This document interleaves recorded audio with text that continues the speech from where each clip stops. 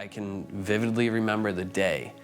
I was sitting at my computer, I was living in Scranton, and I remember thinking, like, I'm pretty sure I've been drunk or high more days out of this year than I have been sober. And then I immediately got high so that I didn't have to think about that.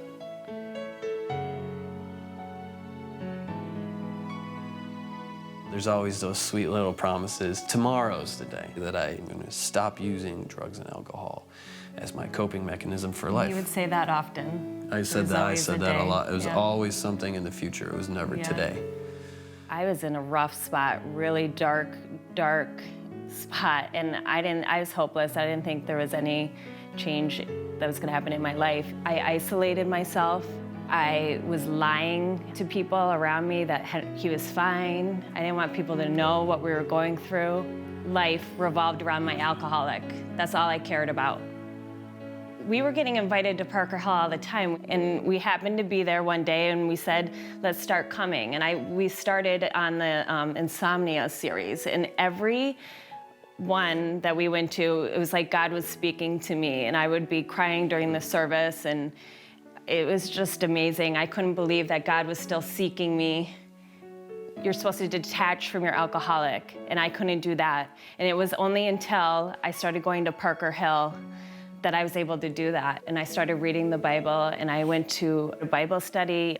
God lifted all that bondage and garbage from me, and he was still using at that point, and I became a detached person of an alcoholic, and it was really eye-opening for me.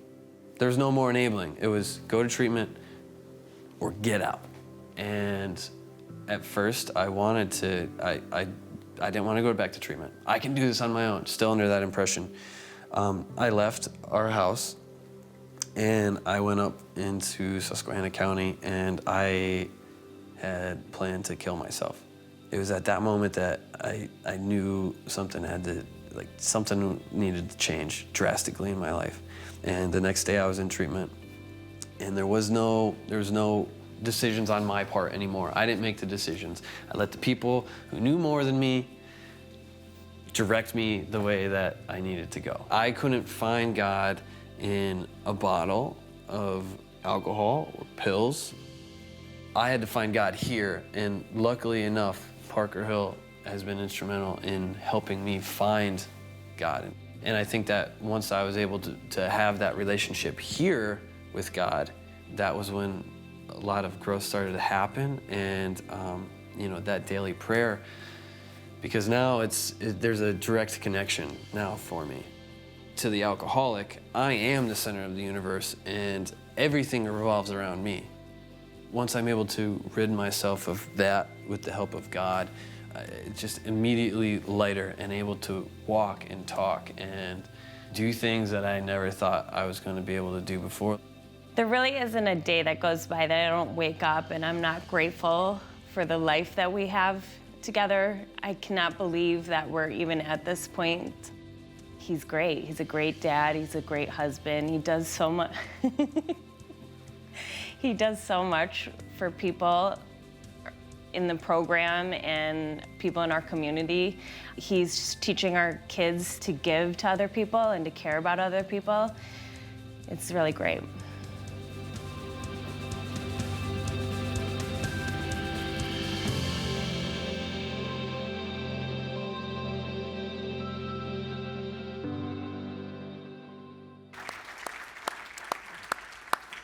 Yeah, that's something we're celebrating. I so appreciate Rhett and Carissa sharing their story, because it's one thing to know that a new life and change is possible. It's a whole other thing to watch it unfolding in front of your eyes when you hear a story like that. And welcome back to the final week in our teaching series, Escape. My name is Dan. I'm one of the pastors here, and I'm excited for what we're about to talk about together. Now, I don't know about you, but right now my yard is a wet mess. It started before winter. It was wet, and it was raining all the time, and it didn't seem like there was a good time to get out there and mow my lawn. And it seemed like maybe it would dry up a little bit, then it would rain again, and so it got so bad that I just had to go out anyway. And so I did. I jumped on my lawn tractor. I went out, and it wasn't long before I got stuck. Rookie mistake. And everything was going fine until I kind of hit the soft spot, and I dug in a little bit. and I couldn't get out. And mud was flying everywhere, and ruts were forming in my yard, and it kind of looked like this. Except my tractor's smaller, and I couldn't find a smaller, lighter tractor stuck in the mud like this because people don't seem to do that except for me. So, could only find that one. And the harder I tried, the worse it got. I couldn't rock myself out, maneuver myself out. I couldn't lift myself out. And the longer I went on, the greater mess I made of my yard and of myself and my surroundings. And isn't that just the picture of what addiction leads us into?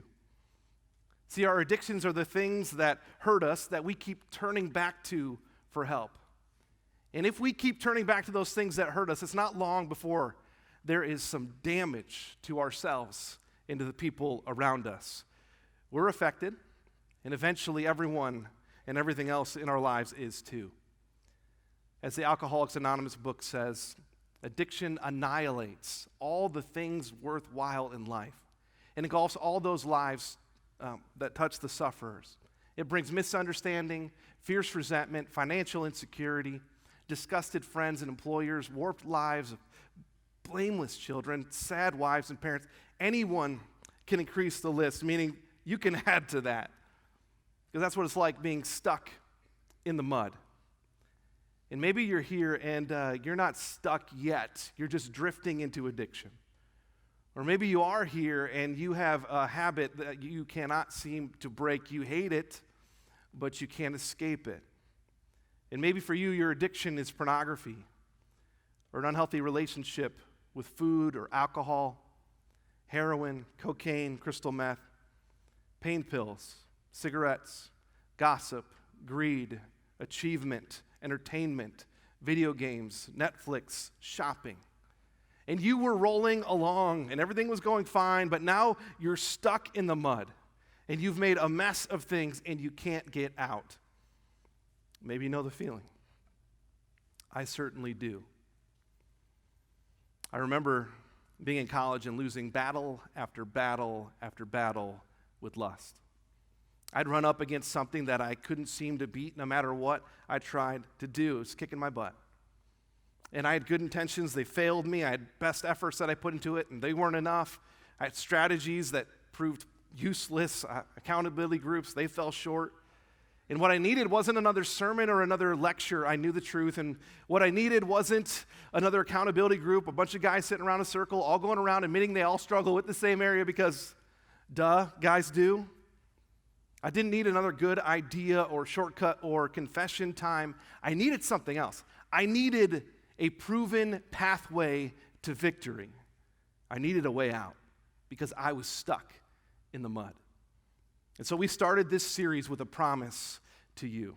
Whether you're watching online or in Dixon City, Clark Summit, or Wilkes-Barre, we promised you that this series would deliver to you the hope and the answer. We promised that there was hope of a way out, and we promised that we'd get practical and show you that there is freedom for even the most hardened addicts. And so building on everything that we've said so far in this series, we are going to look at a practical, proven pathway to victory.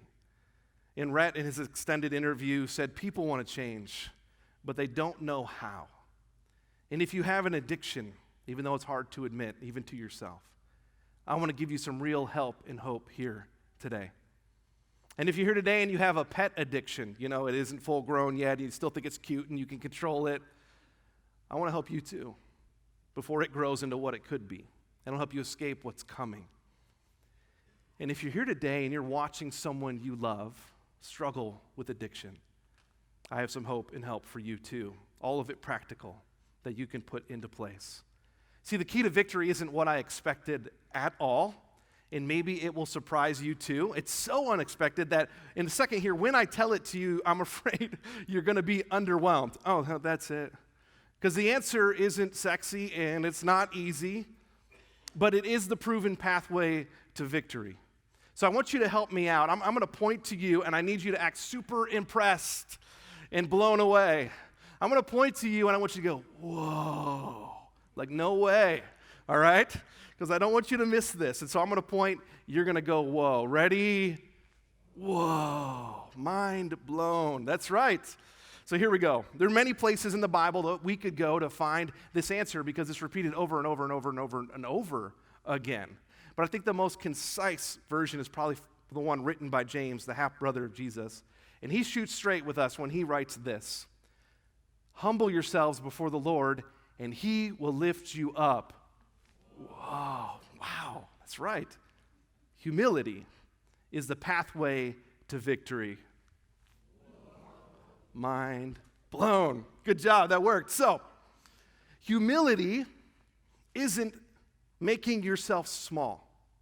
It's making other people big. Humility isn't thinking less of yourself, it's thinking of yourself less often. Humility isn't beating yourself up, it's just looking up, often from rock bottom. See, humility is this honest assessment of you and your place in the universe. When you realize that I'm not the center of the universe, so I shouldn't act like it. And someone else was running the show, and so I realized I'm not him. And when you know a lot of things, but you realize you don't know everything, that's humility. James also tells us this, that God opposes the proud, but gives grace to the humble. God opposes the proud, but gives grace to the humble. God loves to pour out grace on the humble. And so humility is the pathway to victory. You see, when it comes to addiction, pride is a show stopper. A proud person cannot overcome a bad habit or an addiction. Because if you're not open to help, then you're not open to learning. And without learning, there's no growing. Without growing, there's no changing. Without changing, there's no lasting freedom. So pride, then, is a showstopper, but grace is a game changer. And grace is what God offers to anyone who humbly asks, which means that humility is the pathway to victory. So how can humility be a pathway? I promised I'd be practical. And so to illustrate how this works practically, we are going to look at the life of a guy who had plenty of struggles, messed up many times, and was stuck.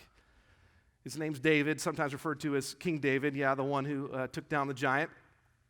And we're going to look at one of the songs that he wrote after reflecting on a season in his life when he was stuck, but he got out. It's Psalm 40 in your Bible or Bible app. And we're going to focus on those first 5 verses. I'm going to read all 5 verses, and then we'll walk through the passage more slowly and unpack the key ideas. So David, he wrote this: I waited patiently for the Lord, and he turned to me, and he heard my cry. He lifted me out of the slimy pit, out of the mud and mire. He set my feet on a rock, and he gave me a firm place to stand. He put a new song in my mouth, a hymn of praise to our God. Many will see and fear the Lord and put their trust in him. Blessed is the one who trusts in the Lord, who does not look to the proud, to those who turn aside to false gods. Many, Lord my God, are the wonders that you have done, the things you planned for us. None can compare with you. Were I to speak and tell of your deeds, they would be too many to declare. You see where David's found himself? Stuck. He lifted me out of the slimy pit, out of the mud and mire. See, this is the metaphor that David is going to use for his situation in life, and it's that of a pit. And we don't know if he was visualizing for himself a deep well, which they had in those days. We don't know if he's saying, I dug this pit myself, or I fell into it after ignoring warnings, or somehow, some other way, I got into this pit. We don't know. But what we do know is that he is desperate to find escape. Everything he has tried has not worked. He's still stuck. Because he describes the pit like this. It's slimy, which means the sides are covered with slime. I could try as hard as I want, but I'll slide all the way back down. I can't climb out of this. It's muddy, it's dirty, and not a place you want to be. It's a mire. That means his feet are constantly being sucked down lower, tearing the energy out of him. As much as he tries and as hard as he tries, it actually makes it worse. He's exhausted by this struggle. And so for us, the pit symbolizes being stuck in a dark place with no way of escape. Sounds like being stuck in a bad habit or addiction, doesn't it? Now, how humility is a pathway to victory, well, how does that happen? How does he get out? Well, the first step is to cry out. I waited patiently for the Lord, and he turned to me, and he heard my cry. To cry out is to express your complete and utter need for God, to God. Bible teacher Beth Moore describes this cry as the kind that erupts from the deepest part of a person's soul, as if his or her life depends on it. And so when we're talking about crying out, we're not talking about crying. You may weep over the consequences of the decisions that you have made and on the way that has hurt the people around you, and yet still go back to it. We're not talking about apologizing here. You've done that before, and you're still stuck. We're not talking about making new promises here. You've broken those again and again. What we're talking about here is a cry of desperation and dependence. When you finally see that all of your efforts and all of your strategies and all of your good intentions and the accountability, they're going nowhere, and you need help from outside of yourself. And this cry, it comes from this imperfect place inside of us where humility starts to bud. It's just beginning to grow. And that cry is like a flare gun shooting up into the night sky. It's a signal of distress. And you know what happens when you cry out? It gets God's attention and it moves him to action. See, God opposes the proud, but he gives grace to the humble. And just like you and I can be irresistibly drawn to drink or to watch or to shop, God is irresistibly drawn toward the humble cry for help. He can't resist it, and he won't. He loves to respond and does so again and again throughout the Bible. Here's just a couple examples. For he will deliver the needy who cry out, the afflicted who have no one to help. I call out to the Lord, and he answers me from his holy mountain.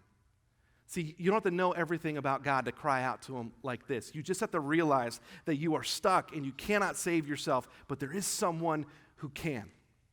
So you cry out. And that's how your addiction story changes direction. Humble yourselves before the Lord, and he will lift you up. So you start by crying out. And if there's someone close to you that's struggling with addiction, here's what I want to suggest to you at this stage. Here's some hope and help for you. First, face your own junk. I don't know if you caught that from Carissa, but she had to grow and change too. It's not just the addict. We all have junk too. We have behaviors that come from the addict. You know that it's contagious. And so you start to take on some of those behaviors and thinking. And so you have some growing and changing to do too.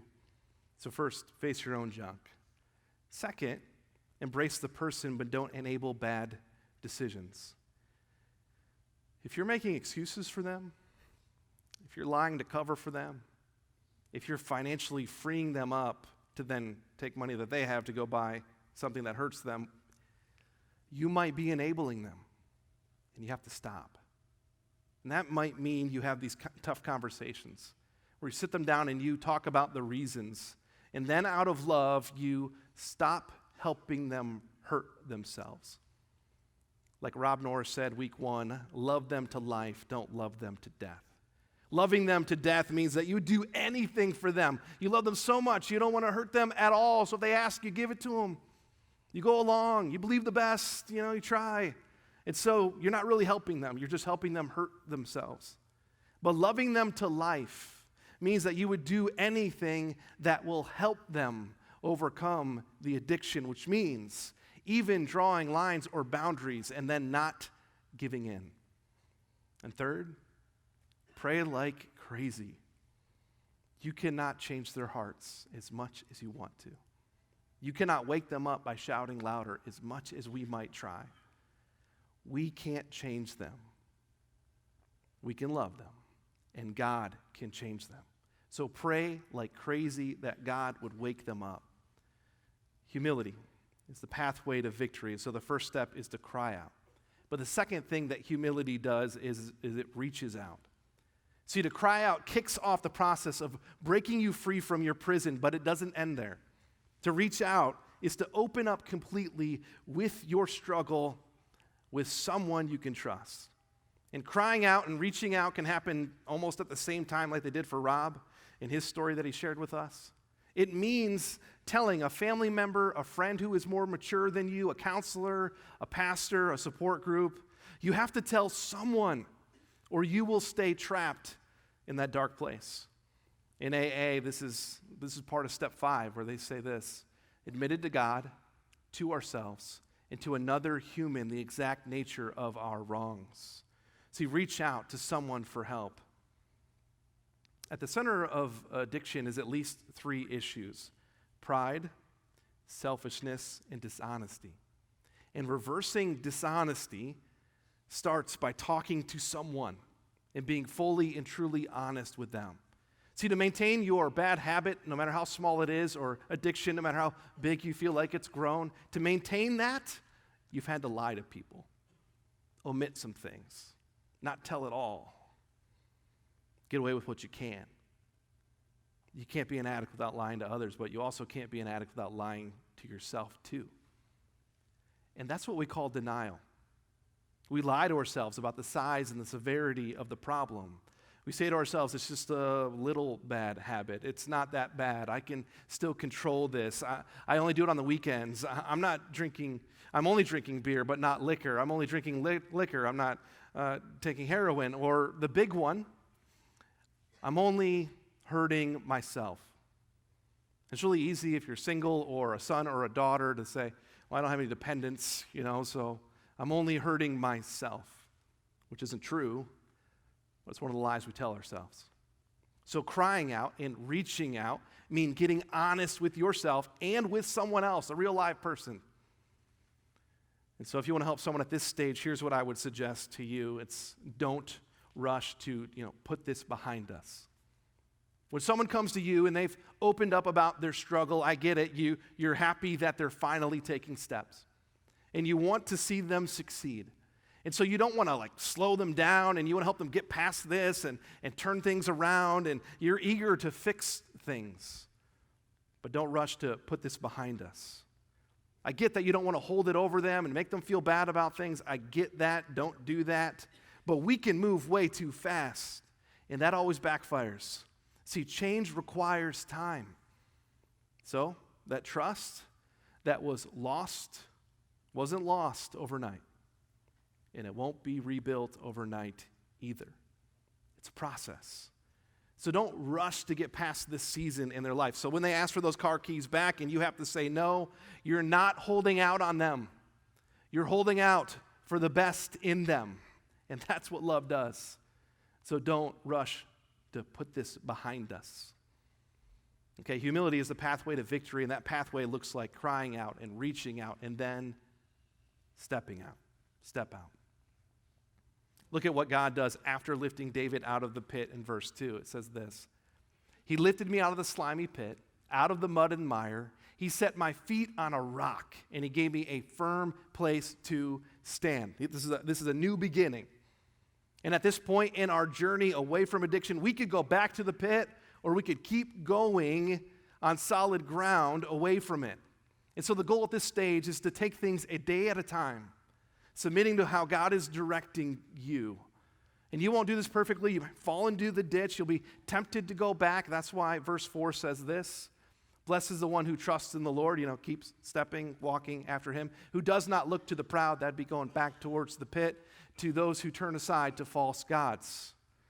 See, trusting God and the people that he's put in your life enough to give up control of your life, to truly surrender, that's hard to do. For one thing, none of us likes to be bossed around. You don't like being told what to do, and I don't like being told what to do. We like to be the boss of ourselves. Now, remember those things I told you are at the core of addiction: pride, selfishness, and dishonesty? This one butts heads with pride. And pride is the attitude that says, I'll do it my way. I know, I'll do it my way. But to win over addiction, we have to surrender to the better wisdom of those who have gone before and succeeded where we are not succeeding, and to those around us who are trying to help us on the path. And that takes humility. Humility. But just like you wouldn't take financial advice from someone who's broke, or marriage advice from someone who's separated, or fitness advice from, me, you shouldn't rely solely on your own opinion, because, come on, you got yourself into this mess. See, the tendency of the addict is, even after they cry out for help, is to walk in and say, I need help. And you're like, wow. And they say, and then this is how you're going to help me. It's what we do. We don't like to give up control that quickly. And so humility is the pathway to victory. And just like we do not go to the doctor if we know what's good for us and tell them what we need and what we're going to do to get better, we go to them for them to tell us what we need to do so that we can get better. You have to exercise that humility in your life as well.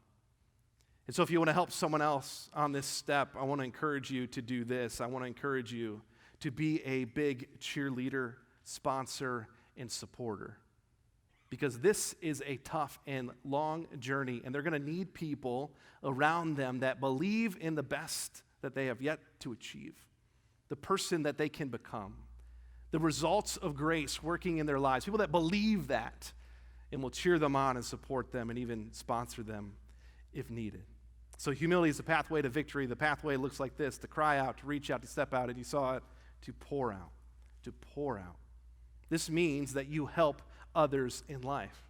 This means as much as you can, as much as you're able, you turn around and you help other people. This is pouring out what God has poured into you.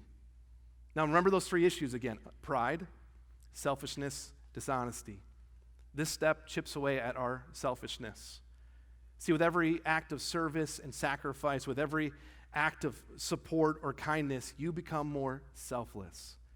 And that's our goal, you know. It's not just to stop making poor or destructive decisions. It's actually to do something else entirely. Not to stop, but to start doing productive and creating life change in the people around you. See, God has a purpose for your life, and He didn't give it up just because you fell into a pit. He's not done. Verse 3 says this: He put a new song in my mouth, and a hymn of praise to our God. Many will see in the fear of the Lord, and put their trust in Him, meaning new song, new waves. Transformed life affecting the people around me. You've heard the phrase, you know, they've changed their tune. It talks about someone who's said and done one thing, and then later they pull a complete 180 and they're saying and doing something else. And see, when God changes your life, He changes your tune. He gives you a new song, a fresh expression of His work in your life for you to then turn around and share with others. You're changed and changing. You haven't all arrived all the way, but new life has begun. He's given you a new song that's in your heart and on your lips. And that's because God has plans for you. You were rescued for a reason, verse 5. Many, Lord my God, are the wonders that you have done. Many are the things that you have planned for us. None can compare with you. Were I to speak and tell of your deeds, they would be too many to declare. See, you thought you were at the end of your story. You thought hitting rock bottom meant you're just done. You thought it was the last chapter. You thought there was no hope. You thought there was no way out, but you were wrong. And when you cry out to God and He brings you out and you start taking those steps and opening up to other people, He's going to start using you in the lives of people around you, because many are the plans that He has for you and the wonders that He has done. Guess what the wonders are? You. You cry out, He pulls you out. You start walking the way you should go. You start being transformed, and guess what? You're a walking miracle. And He's not done with you. He's got plans for you. And you really need to know this, because this season of recovery will be the hardest in your life. And you'll want to give up. And you'll want to go back to the pit. But many are the things that God has planned for you. Yes, you. See, addiction will always be a part of your story. But instead of bringing shame, it can bring this incredible sense of peace, confidence, and even joy, because of what you've watched your Savior do in your own life, the undeniable miracle and hand of God. And that becomes a story that fellow travelers who often fall into the ditch and into pits will see, and it will help them find their way again.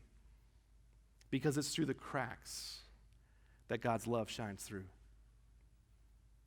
It reminds me of this Japanese pottery called kintsugi. And back in the day, fine pottery was very valuable because it required skill and a craftsman, time and talent to create. And the finer the pottery, the more difficult and expensive it was to make, and therefore replace. And so you can imagine the loss when a fine vessel was accidentally shattered, broken into pieces. You couldn't return to the store. It was a one-of-a-kind masterpiece, and now it was so broken that it was pretty useless. So what can you do with that? Well, they would try to patch it back up, but you couldn't get it back to its former glory. They had this way of kind of trying to staple it back on with these really ugly bands. And then they wouldn't put it in the pride of place position it was before. No, they would kind of put it back in a hidden place, out of the way, or they would just throw it away. But then they came up with this new solution, kintsugi, which means golden joint or seam. In essence, they would glue the pieces back together using gold and lacquer. They would take that broken pottery and they would restore it with golden seams, creating something new and beautiful. Every broken shard held together by gold until the piece was complete and whole again. And every finished piece has these unique lines through it, every single one different based on the cracks, the scars, the marks of its brokenness, but now showing gold where they have been restored. This design treats brokenness and restoration as a part of the history of the object rather than something to disguise or to hide. The design here is purposely drawing attention to the cracks. The expert who wrote the book on this pottery said it this way: not only is there no attempt to hide the damage, but the repair is literally illuminated. Shine a spotlight on it. You draw attention to it, to the cracks, to the scars, on purpose, because that's what makes it beautiful. That's where the light breaks through. 2 Corinthians 4, 6, and 7 says this: for God, who said, let light shine out of darkness, made his light shine in our hearts to give us the light of the knowledge of God's glory displayed in the face of Christ. But we have this light, this treasure, in jars of clay, to show that this all-surpassing power is from God and not from us. Jars of clay. That's what we are. Cracked, ordinary, scarred. But in the Christian's life, our scars, our cracks, that's where the light shines through. Our scars tell the story of our Savior's love for us. A love that looked out on us in our total brokenness and said, yes, I want you. Really? You see how dirty I am? Yes, I value you. Are you sure? You know what kind of mistakes I've made, the people that I've hurt, the way that I've promised before, but I've broken it every time. God, are you sure? He says, yes, I will die for you. Yes, I will restore you. Like, is it really possible to change? For me to change? Is it really possible to beat this addiction, to come out the other side and actually have something to offer other people instead of taking all the time? Is it really possible to beat all these sinful habits that seem to dog my every step and take me out every time I try, even just a little bit, to change? Is it really even possible, God? Yes.